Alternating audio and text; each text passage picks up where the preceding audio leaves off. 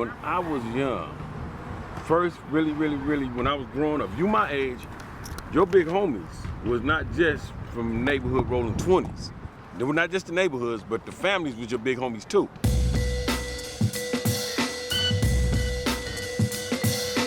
I remember I was a little boy, 7 years old, something like 7 years old. There was a carnival on Normandy and Adams. I never will forget this. This was one of the big influences that influenced me to be a gang member and to be from the 20s. There was a Crip at the carnival. I'm talking about 1976. Imagine the scene, they're wearing karate gis. The homeboys, the families, and the neighborhoods are running around this place in karate gis, those black karate gis with the white sleeves with karate shoes on. It was a Crip up in here with a blue rag on his head.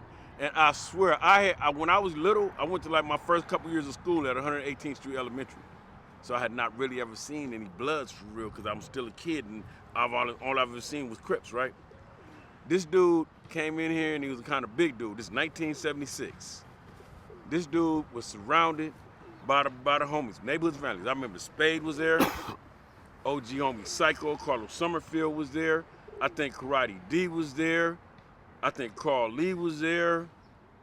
Thunder, Batiste.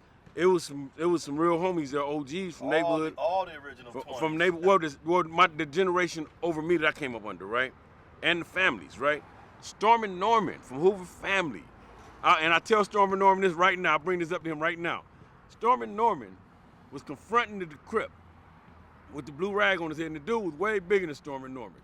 And Storm and Norman, when I walked up into that circle, Storm and Norman was banging on the dude, confronting him, and Storm and Norman said something to him like, and you better take that blue rag off your motherfucking head before you get fucked up right now, right? And the dude took the blue rag off his head, and it was so crazy to me, I was amazed. I said, I want to be a Blood. What is this? I want to be from neighborhood, because, see, even though this was 1976, I'm 7 years old, I'm 50 right now. I was just getting out the now, Army then. Even though my big homies was from neighborhood and from family, because like Mario Spikes and Kenny Spikes was from family. They lived across the street from me. Charles Moe lived around the corner from me. These was all guys I grew up under too, just like growing up under the neighborhoods, right? Yes, sir. It wasn't even a big difference because if you was my age, you looked up and seen everybody every time together anyway, practically, right? Yes, sir. So at this point in time in my life, this was one of the biggest influential moments of becoming a gang member, because this is what I wanted. At this point in time, when I saw that, I looked at these dudes. I ain't never seen dudes with red rags. I ain't never seen nothing like this before in my life. I seen the Crips before because when I lived on 118th, I used to see the Crips over there. When, like I said, we moved over here in like 75, something like that there. So when I moved over here, I had seen Crips as a little boy. But it was so interesting to me that when Storm and Norman told the dude to take that motherfucking blue rag off your head before you get fucked up right now, and the dude took the blue rag off his head and was like, and I was looking, and I'm a little boy. I'm looking like, wow. How old were you? I was about 7. About 7 So years this is interesting because that's probably the early period of really representing the colors. Like you're saying, 77. I'm talking about 76. 76. 76. Yeah. So we know there was blue raggings in 74, but when did Bloods get offended by the color blue? I couldn't tell you that because I'm a lot younger. You know, sir? But 76 was definitely 76. I remember this. I witnessed this in 1976. I got a question for London. Yes, sir. When you speak of the neighborhood, tell me what year was it that you guys formed Hoover Family, and what year did they form neighborhood? I came in '69. We formed Hoover Park Family, Karate Hoover Park Family. That was the class. But neighborhood, I can't tell you what year that they performed neighborhood. See, Ronald, when we were all, once upon a time, all Blood Alley, it was this Blood Alley. Right. And when I come back from the Army, a lot of stuff had changed. When I was out there banging with Hoover Park Family, and with Blood Alley, we didn't have no blue rag and red rag. When I came back in 1976, and you were 7 years old, right? About 76, I was about Then 7. a lot of stuff had changed. It was the blue rag and the red rag. See, back in our day, wait a minute, 1976. I was about 9 then. you got to remember. I moved over here at 7. I was 8. I wasn't even 9 then. I was 8. I hadn't even turned 9 when they had it. Cause my birthday's in the summertime, and that carnival was in like the early summer.